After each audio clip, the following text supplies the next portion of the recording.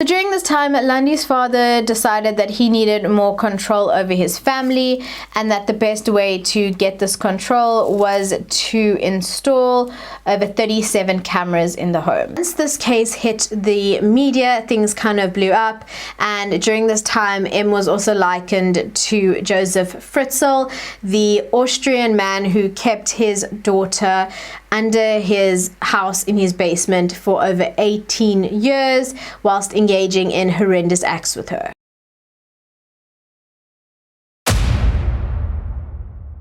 Welcome to episode 5 of Makeup Mayhem, a true crime with me, Bella Monsoon. So here it is in a nutshell. I'm a mental health professional who just so happens to be obsessed with makeup, true crime, and the motives that drive people to do what they do. So that means that every single True Crime Thursday or Freaky Friday, I look into the potential psychological motives behind a real life true crime story, as well as delving a little bit deeper into why people do what they do. So just a quick disclaimer before I start today's story. The story does contain some graphic descriptions, and there is subject matter that contains violence, heinous child abuse and neglect, as well as sexual assault. As always, I will issue further warnings as the story unfolds, and I will be sure to leave timestamps in case you'd like to skip entire sections.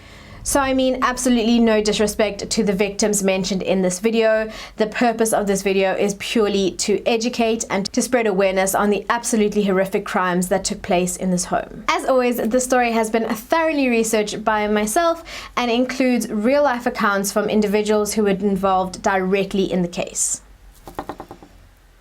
So this is the story of the House of Horrors, and epitomizes the saying that evil lurks where you least expect it. So without further ado, on to episode 5. So today's real life true crime story takes place in almost exclusively one location, a house in Springs, Gauteng, South Africa. The individuals who were involved initially in aiding to remove the children from this home describe it as a house of horrors. The social worker Jeline Fisher and the forensic collection officer described rooms with inappropriate children's clothing, cupboards that the children were often locked in, along with sex toys, vibrators, and pepper spray that were within reach of the children. So this story is often told from the end to the beginning, but today I want to start the story right at the beginning, and I want to give you as much context as possible so that it makes the most sense to you, the viewer, as you watch. So as 4 of the individuals mentioned in the story are minors, real names have been omitted. Thus, all of the individuals in these accounts that I'm about to tell you have been given pseudonyms except for one.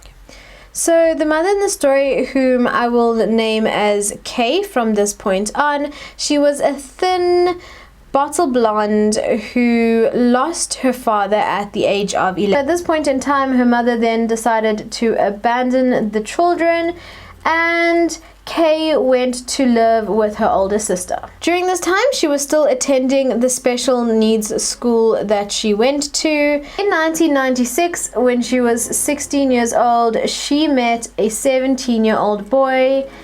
We will give him the initial M. She then decided to leave school after falling madly in love with M. At this point in time, she had only completed grade 7, and these two then became engaged, and they went to live with M's parents. So now we hop along to M, who is the father in today's episode. So M was allegedly beaten by his father as a child, and he was also apparently molested by his father's friend. This is information that was provided later on by his wife. As his identity has not been revealed due to the minors involved in this case, not much is known publicly about his childhood or upbringing. So now that these two were engaged and living together, their relationship actually became quite volatile even in the early days, with Kay's sister actually stating that Em would put Kay over his lap and he would spank her like you would discipline a child. There was quite a lot of domestic violence between Em's mother and father, and this only really ended when Em and Kay had gone away for a weekend and they had received a phone call that there had been a shooting at Em's parents' home. But when they arrived at the home, the mother was dead and the father was clinging to life. It's alleged that the mother had shot the father before turning the gun on herself. His father survived the incident, and it was at this point that Em and Kay left the parents' home and they went to go live with other relatives. A short while after this, they were married. So in February 1998, their first daughter, Yolanda, was born. Yolanda is this girl's real first name, and this is the only name that is a real name throughout the story. However, in the book, she refers to herself as Lundy. So the years that followed after Lundy's birth were quite tumultuous as the family moved across the country as Em tried to find work. They had lived in Richards Bay, they had lived in the Orange Free State, but they were always staying in a caravan or living in a relative's home. Lundy recalls that in between these cross-country trips, they would always return home to the East Rand. So when Lundy was around 5 years old, her brother was born. From this point on, I will refer to him as Jack. So even as a child, Lundy recalls her father having a bad temper and anger issues. She recalls her mother as being quite meek and distant. So after the birth of Jack, the home dynamic changed quite drastically, and for some reason, the anger that was constantly bubbling within her father started to erupt on a daily basis with no warning. So Lundy actually recalls that the real violence towards her brother started when he was around 3 years old, and during this time her father struggled to even be around the boy without slapping him or hitting him for no apparent reason. So in one particular incident that stood out in Lundy's mind, they had been away on holiday and they were all driving in their father's bakkie. At this point in time, the father had gotten some slap chips. So then he became angry because he realized that he did not have a fork to eat his slap chips with. And so he decided the way to take out his anger would be to hurt Jack.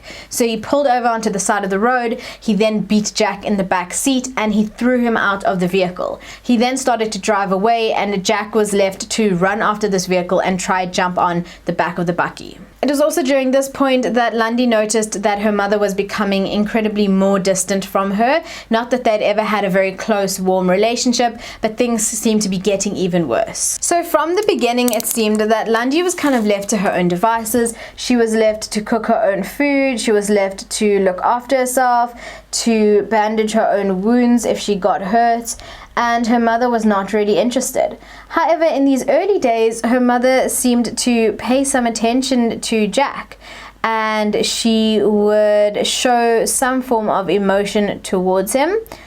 However, this did not extend to when Jack was being abused by the father. When that happened, the mother would still step back and let the abuse happen. Because Kay chose to, on occasion, play with Jack or give him attention or give him a hug, Lundy thought to herself that Jack must be the favorite and that her mom must not love her as much as she loved Jack. This is quite a sad thing for a child to think, especially when they're so young. So Lundy had had her birth registered and she had also attended school when they'd lived in Tasneen, and this was up until grade 3. At that point she had failed grade 3, and after failing she just was never returned to school. So then at this point you may be wondering why she never returned to school.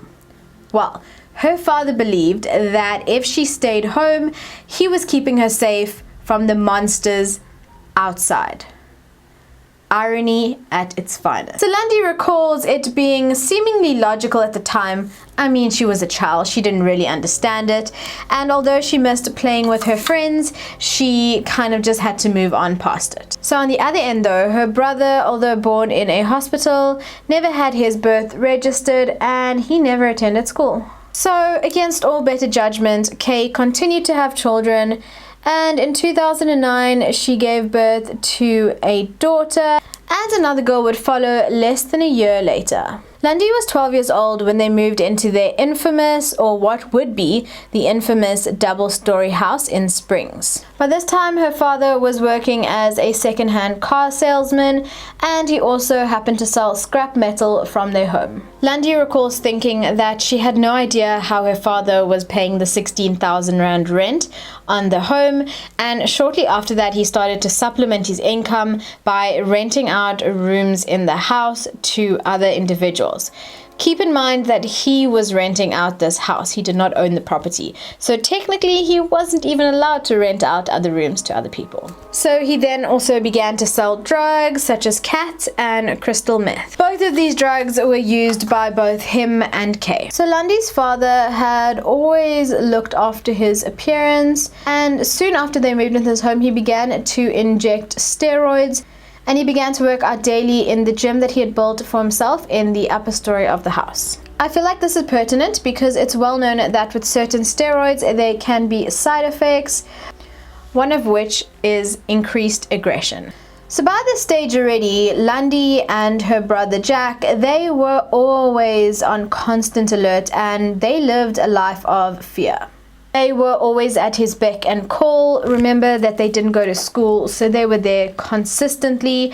And if they didn't bring him something quick enough or do something to his liking, then they would be punished, beaten, or have the closest object to him thrown at them. So altogether, a terrible way for children to be brought up. So it was also at this stage where he demanded that his wife go everywhere with him so that she wouldn't get up to any nonsense at the home. Thus, she began to travel to work with him daily, and that left the kids home alone every single day. So it was at this point that Lundy became the full-time caregiver for her 3 siblings. And this would only continue as when her baby brother was born, Kay simply held him and looked after him for about a week before kind of just passing him off onto Lundy to look after. Keep in mind, Lundy herself is a child with no experience in raising other children. So it's also important to note here that not one of these births were registered, even though they all took place in a hospital, and not one of these children received schooling. So Lundy continued to raise these younger 3 siblings as her own. She fed, bathed, changed them, she potty trained them, she watched their first steps, their first words, and they kind of looked up to her as more of a mother than a sister. And they would even call Kay, the actual mother, Tannie Kay, which in Afrikaans means aunt. So the way in which Lundy refers to the children and their growth is more characteristic of a mother speaking about her children than a sister speaking about her siblings, because their bond was so strong. So with the help of Jack, Lundy cared for the children, she cleaned the house, and she also cooked all the meals for the family. However great their days were, they always feared when evening came, because that meant that their parents would be home, and if anything was out of place or not to their liking, there would be punishment for all of them. So at this point you're wondering, well, didn't anyone notice that these kids were at home every single day? I mean, like, if you stay in a neighborhood with children, you will know children play, they're loud. You know that there's children living in a house. But these kids were told to stay inside throughout the entire day. They even had a code word if anyone came asking about them or came snooping, and that code word was peaches. So if the code word peaches was said, these kids were to run to the spare room and they were all to hide under the bed in a row. So essentially these children were prisoners in their own home. They didn't go anywhere without their father, and there were very rarely visitors who came to see them. Very rarely family members would come. So during these occasions, as far and few between as they were, this would offer some respite for the children because their father would become the model perfect father during these visits. So around these family members, he became father of the year. He exuded love and kindness, even playing with his children in a way that a normal father would. But as soon as the visitors left, everything went straight back to normal. So during this time, Lundy and Jack did their absolute best to keep their father away from their younger siblings, but there were even times that they could not stop him. So at this point, I would like to issue a warning that there is descriptions of violent abuse against children in the next passage, so I will leave a timestamp on screen if you would like to just go ahead and skip this part. So the youngest boy was only 2 years old when he was picked up by his feet and he was swung against the snooker table like a baseball bat. The younger girl children were then also dragged up and down the stairs by their hair, by their feet, and they were kicked full force in the face without any warning or any provocation. So during this time, Lundy's father decided that he needed more control over his family and that the best way to get this control was to install over 37 cameras in the home. And these 37 cameras monitored almost every single inch inside and outside of the double-story home, and it monitored the children 24/7. And so began his soon-to-be favorite ritual. He would come home from work, he would go sit in the lounge, and he would demand that Lundy remove his shoes. Once she had done so, he would then play back the day's footage as if he was watching his favorite television series. So if he felt while watching the footage that the older children had been sitting down too long whilst doing their chores, he would beat them. If he saw that they disappeared from view for an extended period of time, he assumed that they had left the house and therefore there were dire consequences. And if that was not bad enough, on weekends he would just review the footage again in case he missed something. And at a later stage, he even paid people to stand guard at the gate and to let him know with a walkie-talkie what was going on. So during this time, there were also many non-family members who visited the home. Like I had mentioned earlier, he had rented out rooms of the house to other people.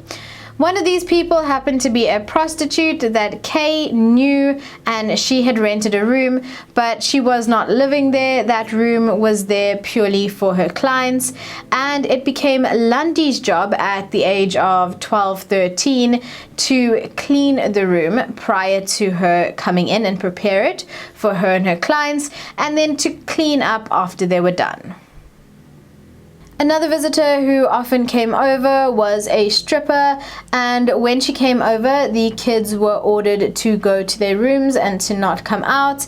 However, the one night Lundy was really hungry, and so she had come out of her room and she had seen this stripper running around naked with her mom, Kay, and the father was watching them. So the sexual relationship between her parents was quite abnormal, and in later accounts, Kay even admitted and realized really that she had been raped by the husband quite a few times. So M was thought to be quite sex obsessed, and he would not stand to be refused as he believed that he deserved it and it was his right as a man. He was one of those. Many of the parties that Kay and M threw would actually end up turning into orgies. So when she was 14, Lundy's role in the home was upgraded, and she was no longer forced to stay in the room when these parties were happening. She was actually brought downstairs to serve the guests. So one night she had fallen asleep on the stairs after a long day of minding the children and cleaning up the house, but she was expected to serve at her parents' party later that night. Her father had come up to her on the stairs where she was asleep, and he had given her a plate of cat, and he had forced her to snort that cat. It was at this point that she was then forced to use drugs 2 to 3 times a week, and she began to use cat, and on occasion she would also be using crystal meth. This drug use was forced for her to maintain and meet all of her duties. In addition, she was also encouraged to drink alcohol with the parents' friends. So it was also at this point where the beatings became full-blown torture. Something straight out of a prisoner of war situation. So one night, a young man in his 20s, one of the tenants that was staying at the home, was visiting with Lundy's father. During this time, the children had done something to anger their father, and so he turned to the young man and asked him, What should I do? How should I punish them?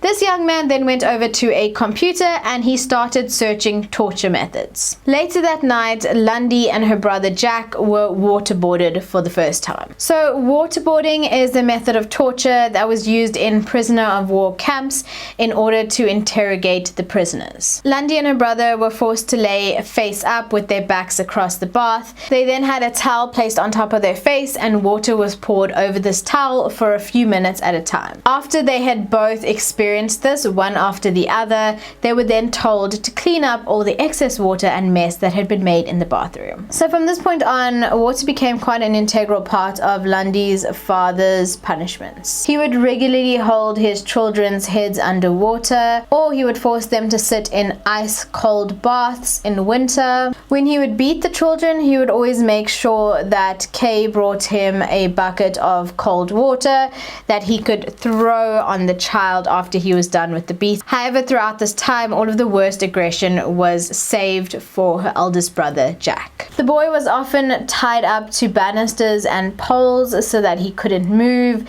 Thereafter, he was beaten. He then had pepper spray sprayed in his face, and then he was left overnight. On another occasion, his father even attempted to drown him in the swimming pool, knowing full well that he could not swim. So once again, I just want to place another trigger warning here that there are some passages of child abuse and torture. So if you would like to just skip over this, then I will add a timestamp on screen to which you can just forward the video. So after experimenting with waterboarding, he then began torturing his children in different ways. One day he came home with an electric cattle prod. So essentially, a cattle prod is a device that's used to move cattle in an enclosure. It's used to herd them and releases a high voltage, low current shock that, whilst not strong enough to kill an animal or human in one shot, it is strong enough to cause severe pain. Her father then started to use this on Lundy and her brother. He would then force them to sit in the ice-cold bath and he would shock them whilst they were in the water. I kid you not. He then acquired a gas-powered gun that shot small pellets, once again not strong enough to kill, but strong enough to pierce the skin and cause severe pain. On another occasion, he came home with a blowtorch. He would set this blowtorch high enough to singe their hair and skin, but on occasion he would set it too high and the kids would actually have severe burns afterwards. Another favorite torture method of his was to use pepper spray and to also beat them with a cane. His abuse often occurred with absolutely no provocation and it just came out of the blue. Lundy recalls quite vividly one day in which he called her to kneel at the end of his bed. He then kicked her full force in the face with his heavy boot. She had then fallen backwards and knocked over the fan. So as she tried to fix the fan, he then doused her in water and he electrocuted her with the taser, all whilst her mother watched on from the sidelines. Lundy remembers living in absolute fear of her father. She even recalls wetting her bed up until the age of 14 purely because she was so terrified to leave her bed to go to the bathroom at night in case she might encounter him alone on the way there. So there is some violence in the next account. I will add a timestamp on screen if you would like to skip ahead. So on one specific occasion, Lundy's father was becoming paranoid that the police knew about his illegal activities and his drug dealings, and so he asked Jack to watch the cameras. He had cameras set up that showed the road and the outside of the house, and he asked Jack to watch those cameras. After hours and hours of watching the cameras, Jack made the error of changing the channel, because I mean, how boring is watching camera surveillance for hours on end? When his father found out that he had changed the channel, he became enraged and he took the television set and he smashed it over the boy's head.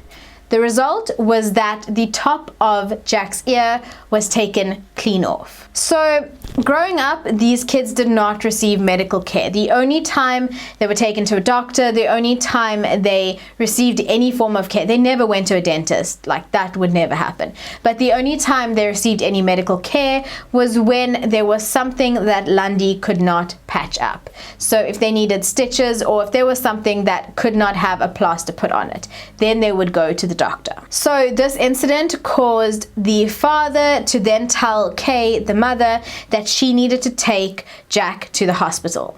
However, she returned a short while later saying that it was taking too long to see Jack in the hospital and she didn't want to stay away from the husband for too long. So Lundy, hoping for the best, put a plaster on the two parts of his ear, hoping that they would just grow back together, because that is the best that she could do at the time. And she hoped for the best, but unfortunately that did not happen, and he had a gaping wound on his ear after that. So at this point, I'd like to issue another warning that there is violence in the next account. If you would like to skip ahead, I will add a timestamp on screen where you can skip to. So although during this time Kay was allowed to travel on her own, to drive on her own in her own vehicle, she never stayed too long away from her husband, and she never went out without his permission. What a lot of people often forget within this narrative is that Kay was the very first person who experienced M's violence. He was violent towards her at the beginning of the marriage, and as the children came along, it just made things worse. So Lundy's mother, Kay, never actually beat the children out of her own volition. She only did so when forced to by the father. Lundy recalls on one occasion that her mother was being chased around the house by her father, and he was wielding a knife. Eventually, her mother was so exhausted, she fell to the ground and she just couldn't fight and run anymore. At this point, he had stabbed the mother in her buttocks and blood had begun spurting out.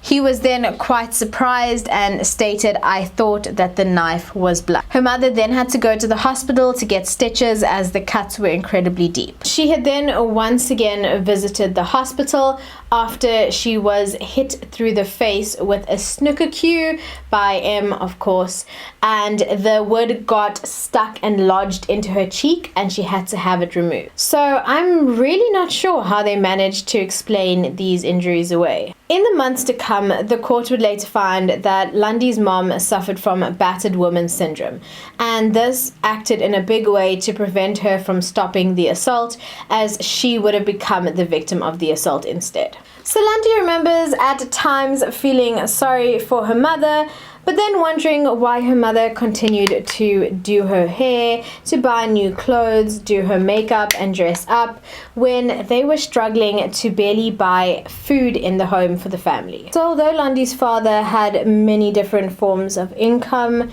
one of which was selling drugs, which Lundy was actually directly involved in, most of this income would never actually reach the family. Lundy would wear her mother's old clothes, which were highly inappropriate for a teenager, a young girl her age. And food was also a scarce commodity in the home, with her father only leaving 50 rand on the table occasionally for them to buy food for a family of 7. So this didn't go far at all, considering the fact also that 3 of the children were still in nappies and on formula. So they pretty much ate noodles and pasta all the time, and the only time they would eat something different is when the father would splash out on a takeaway. However, when he was angry with the children and his wife, he would just order a takeaway for himself. Lundy would also admit that when her father didn't leave money, she would resort to stealing out of the wallets of the tenants just so that she could give the kids something to eat. She would also have to get a tenant to go to the shop to buy food for her because she was not allowed to leave the home. When the kids were ill, she then had to figure out how to use the food money for medicine and still feed them all. This alone is so much of pressure for a child so young to be experiencing. So as you can imagine, birthdays were not a celebrated event in the home, and so when Lundy turned 16, she was actually quite surprised when her father decided that they were going to Spur to celebrate her birthday. He then later also bought her a smart car, which didn't really make sense because she didn't have a license and thus couldn't drive it. A few days later, however, the car disappeared and no one really knows where it went. So at this point, I'd just like to leave another trigger warning that the following passage contains some descriptions of sexual assault. If you would like to skip this, I will leave a timestamp on screen where you can just fast forward to. So a few weeks after Lundy turned 16, her baby sister cut her toe open on a tin can, and Kay was instructed to take the little girl to the hospital as she required stitches. When her mother had left, Lundy's father had called her upstairs. So she found him on her parents' bed, and when she came into the room, he instructed her to remove all of her clothes, and when she objected, he said to her, "Look at me, I am your father, you are used to me."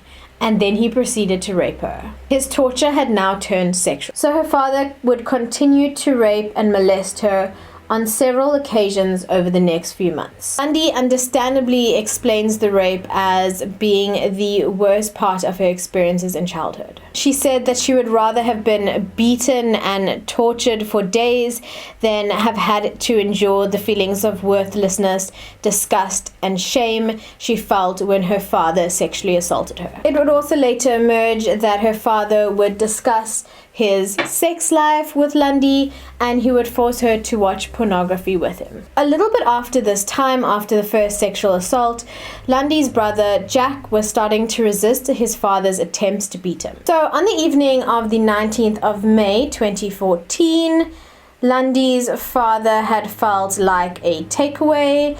However, when he was looking for his car keys, he realized that he couldn't find them. Immediately, he became angry at Jack because he said that he had been in the car earlier and thus he had lost the keys. Jack was not sticking around to find out and to bear the brunt of his anger, and so Jack ran out of the house into the garden into the darkness. During this time, the father found his keys, he got into the car and he left to go get takeaways. Lundy then went out into the backyard to get her brother, and it was at this point that she saw his figure scrambling over the wall.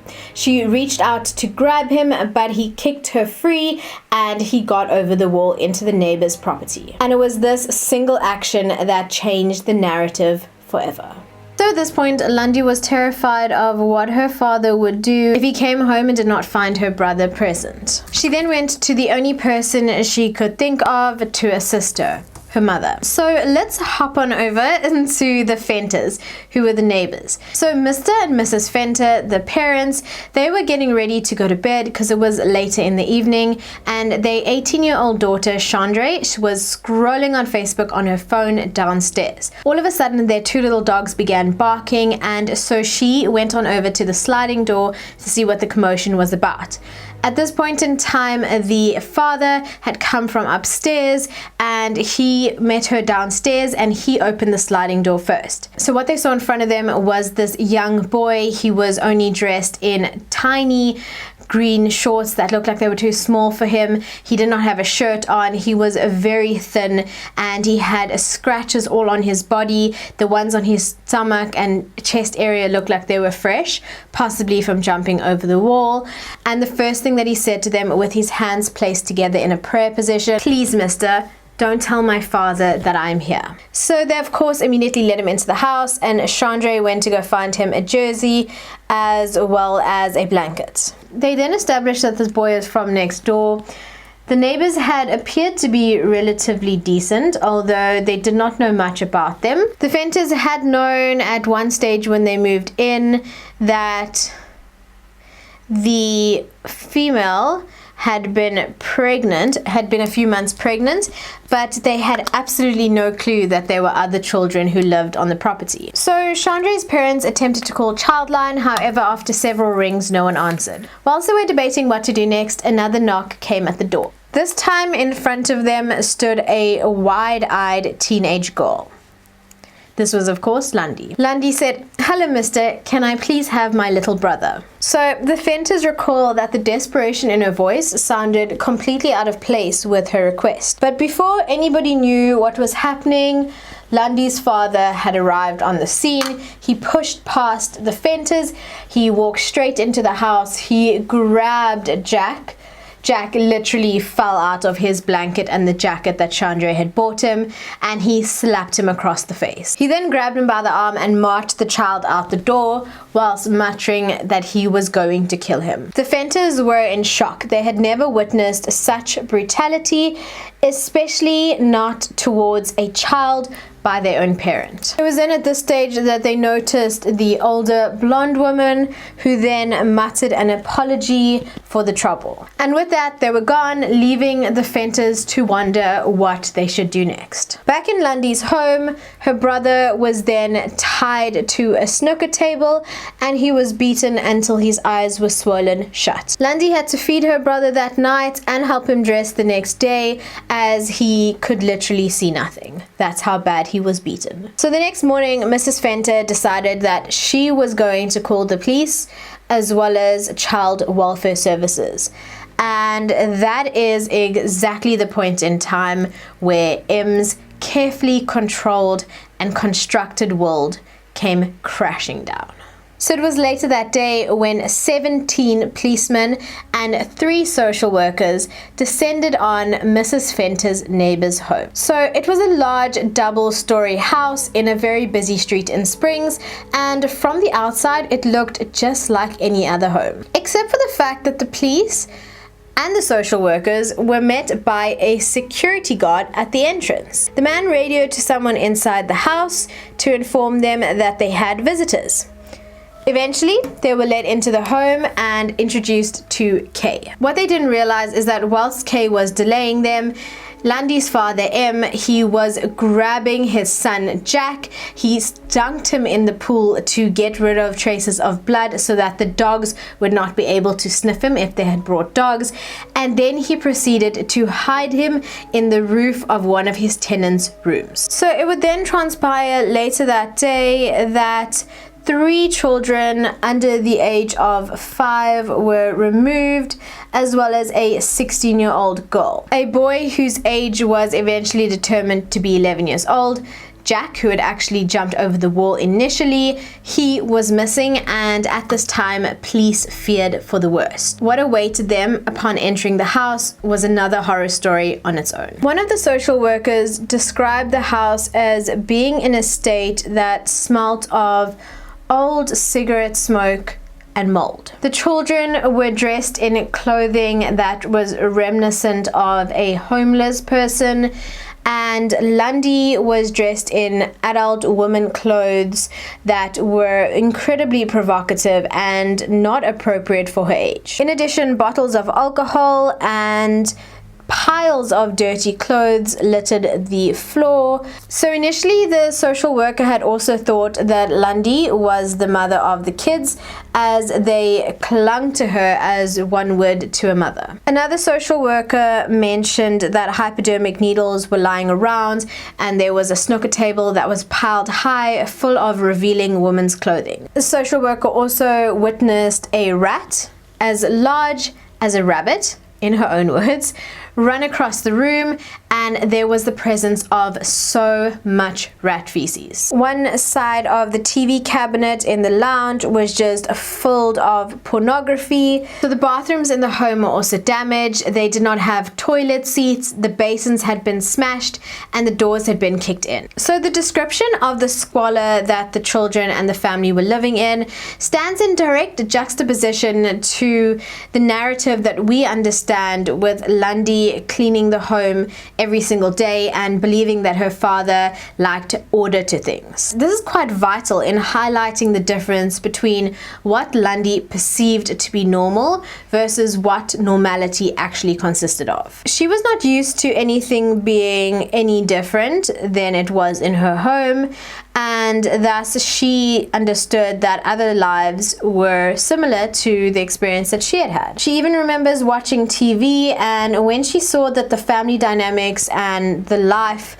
that people had on TV was different, she had just assumed that it was just acting for television. What ensued next was her father avoiding the scene and then rocking up and denying his identity until he finally admitted who he was when questioned thoroughly.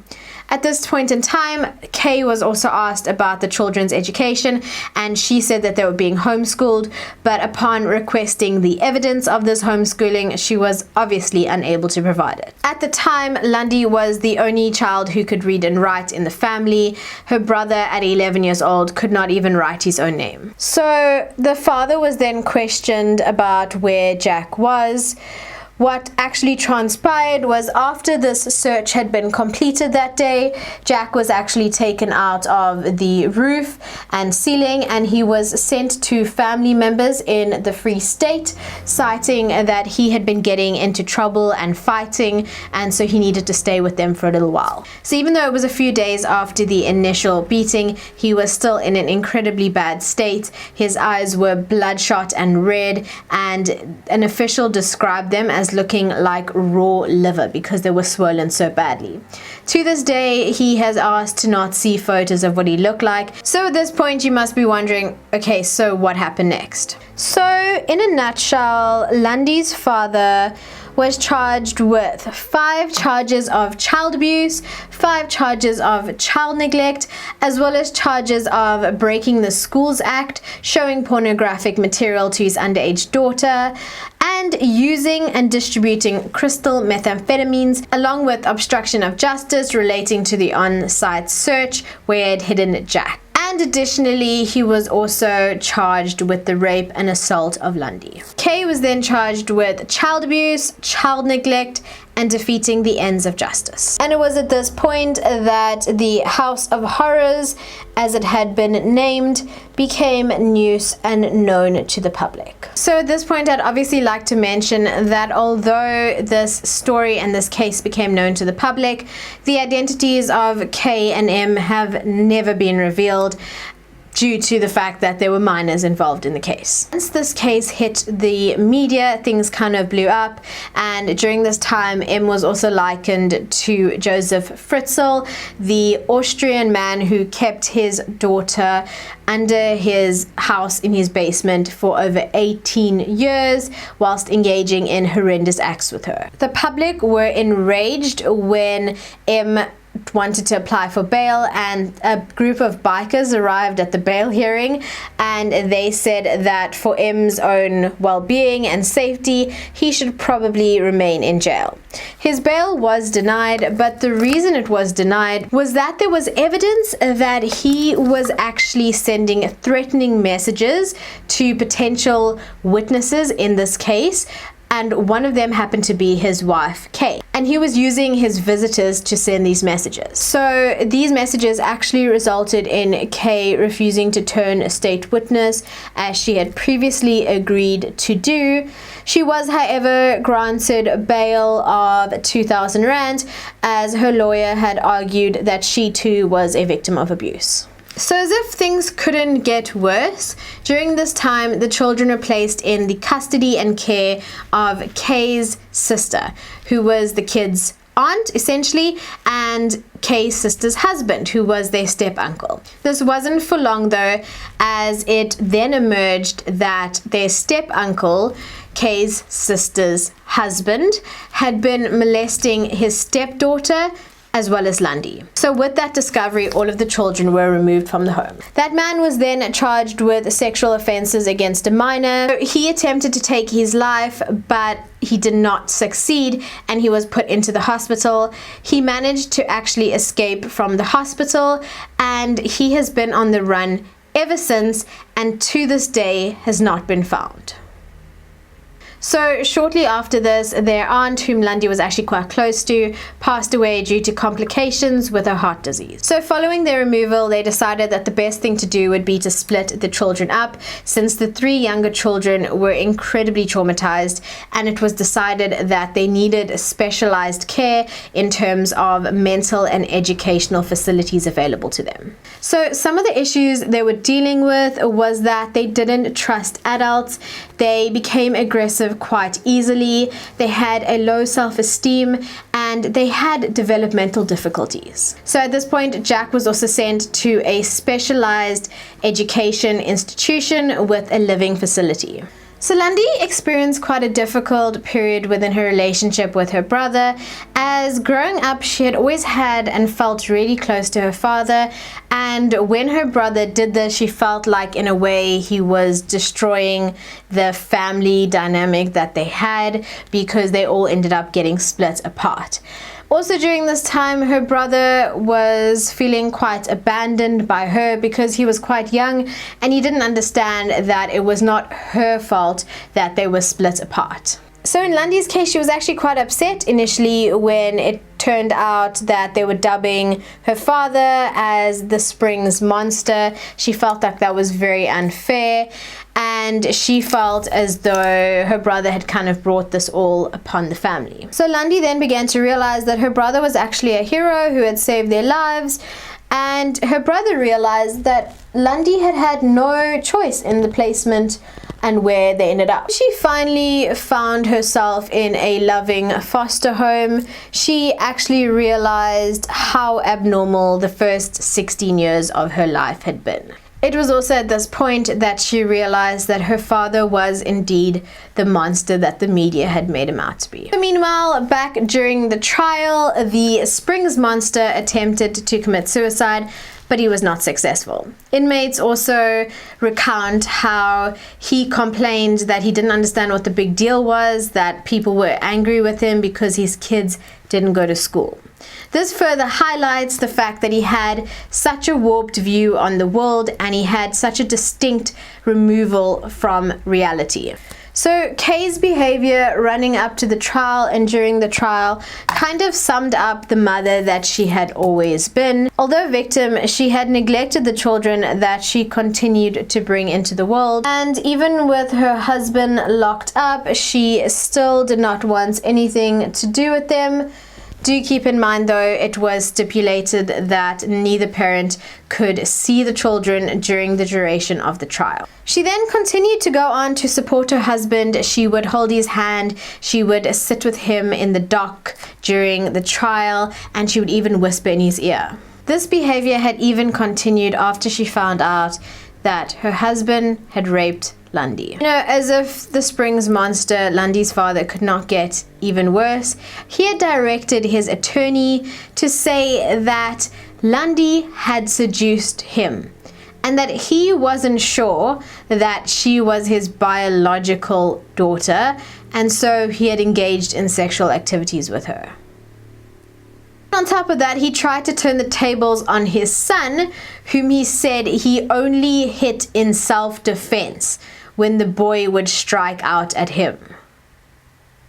So at this point in time, both the father and the mother pleaded not guilty to the 21 charges that were laid before them, including child neglect, attempted murder, drug offenses, and more. It was at this point in time that Lundy and her brother Jack then testified in camera. So what this essentially means is that testimony is given by the children in a room separate to the court. So they are allowed access into this room, and the testimony that they are giving is then broadcast via closed circuit television into the court for everyone else to observe. During this time, the kids do not have to see the parents and they are kept completely separate. So Kay was then assessed and found to be suffering from a low IQ as well as battered woman syndrome. So battered woman syndrome is a psychological disorder which is a part of post-traumatic stress disorder, or PTSD. So it develops in women after years of sustained severe domestic abuse, and it creates feelings of helplessness and hopelessness where the woman begins to feel as if she deserves this abuse and that there's no way to actually get away from it. So battered woman syndrome has actually been successfully accepted as a defense in several homicide cases. Kay also showed signs of someone suffering from Stockholm Syndrome. So Stockholm Syndrome was first identified in 1973, where hostages were taken during a bank heist began to sympathize with their captors. So since then, it has actually been noted in many cases where women have been held captive or have had their movements restricted, much like Kay had. So then it was established that she had not been able to intervene in stopping this abuse because there was a very real possibility that she would have received the abuse if she had tried. Forensic psychologist Bronwyn Stoller testified with her psychological evaluation of Lundy's father in the pre-sentence hearing. She maintained that the offender lacked insight to the extent and consequences of his actions. She considered the man to be a psychopath and said that he posed a significant danger to society. And most importantly, she said that if he was released and allowed to go free, his freedom would make any progress that these children had made null and void. In other psychological testimony, Lundy's father was also classified as a sadist. A sadist is someone who enjoys to see the pain and humiliation of others. The children's father, the Springs monster, was found guilty of all charges. The mother was found guilty of child neglect, but not child abuse, as she had not voluntarily abused any of the children. She had only done so when provoked and forced by the husband. So in their victim impact statements, which were read to the court during the sentence hearing, Jack had said, and I quote, "I hate him so much. I would kill him if I could. I wish there are people in jail who could hurt him, like he hurt me. I wish they could also burn him with a blowtorch and hit him and shock him so that he'll know how he hurt me. I sometimes see the scars he gave me, and I hate him. He never loved me. I wish I could get another surname because I want nothing to do with him. I don't want to be his son." Of his mother, he said, and I quote, "She never tried to stop him. I don't love her. She never did anything to help me. I now know that I did the right thing, because I helped my sisters and brother. Sometimes I think if I hadn't done it, he would have killed me." Both children expressed the view that both of their parents should serve jail time for their crimes. So the question of the day, where are they now? So the children's father, the Springs monster, was sentenced to 35 years in jail. Kay, the mother, was sentenced to a 5-year suspended sentence as the judge felt that she failed to provide primary care for her children. This suspended sentence essentially means that she is out and about, but if she has any transgressions with the law, any run-ins with the law during this period, she can be remanded into police custody. During this trial, the couple divorced. So the Springs monster expressed this statement, which has been translated from Afrikaans. "I just want 2 minutes to tell my children that I am sorry. I love them and I'll never give up on them. I hurt them and I don't know why I did it. I was stupid and idiotic and I can't understand why I did it." Her father then went on to become involved in a new relationship whilst he was in prison. This relationship actually came about when a woman was visiting another inmate and they just so happened to meet. A true love story. Kay also went on to get married again, and her choice of partner was interesting to say the least. She went on to marry her ex-husband's cousin. And you know, if that itself wasn't a slap in the face of her children, she then went on to fall pregnant and have yet another child in 2019. She is now apparently living in Brakpan, and at the time of the book being published, which was 2020, she had still made absolutely no effort to get in touch or to fix things with her children. Her children that everything happened to, she just hasn't bothered. Oh, and before you ask, there are no mandates in place that prevent her from doing so. So more importantly, let's talk about the children and where they are now. So Lundy says that now when she looks back, she can't believe that she ever thought that her life and her family situation was normal. She was so isolated and she never realized that the world outside of her home that her dad said was full of monsters was actually a better option, and the monster was inside her home. Lundy has actually made amazing progress, and you would be surprised to know that she has actually forgiven her father for what he did. She says that she still loves him and she misses him, and she said that, and I quote, "Forgiveness is an amazing power. I did it for myself, not for him." Those are some wise words. She eventually found happiness in her foster family that she was placed with in 2017, and she has even grown to love them to a point where she's calling them Ma and Pa. So in 2018, she was also named the Duck Scholar of her matric year, and she went on to pass her matric with a distinction. She also went on to obtain her driver's license, and her dream is to become a motivational speaker and a chef. On the other side, the 3 younger children have not been split up. They are living together in a children's home still. So in this home, they receive the mental and educational assistance that they require. Lundy's middle sister, however, does not want to be adopted, and she continuously asks Lundy when she'll be able to come and live with her. Last but not least, Jack, the hero of our story, is now a 16-year-old boy who is living with the foster family. Although he is in a much better place than he was before, he still experiences self-doubt, and he has a lot of guilt towards the fact that the 3 younger kids are now in a home. He currently plays basketball, he swims, and he even takes part in the local park run every Saturday. So at school, he makes book stands, holders, and lockets, and he enjoys dressing well after years of only having torn, scant clothing. He likes girls, music, and dancing, and apparently has an amazing sense of humor. On the inside, though, he is still struggling with his self-image, and the main reason for this is his deficiencies in reading and writing. He believes because of this he is dumb and he will never be able to get a job or have a family.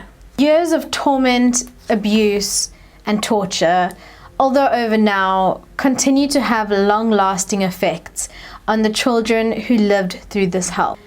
M, Lundy's father, the Springs monster, continues to live in denial regarding his actions, and Kay expresses absolutely no desire to mend the broken relationship she has with her children. The control that Lundy's father had over their household has had lasting effects, from him denying the children medical care and schooling to him robbing them of essentially a normal childhood.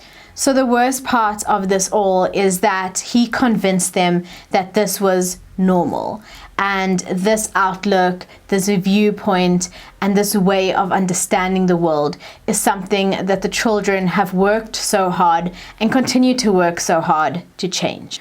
Although Kay was in a less than perfect situation, it's really difficult to fathom and understand the motives of a woman who showed no interest in the well-being of her children, the same children she continued to bring into the world. At the end of the day, now that she's away from M, one would imagine that something would have changed, but it really hasn't. This alludes to her inherent nature, and at the end of the day, perhaps she was just one of those people that was not born to be a mother. It is, however, concerning that she has gone and had another child now, as with her current emotional and mental state, that may not have been the best possible idea. Lundy's father, at the end of the day, was incredibly calculated and careful in his control and dominance that he exuded over his family. From the cameras and the guards who watched them, to the type of people that they were allowed to interact with. If it hadn't been for one young boy's bravery,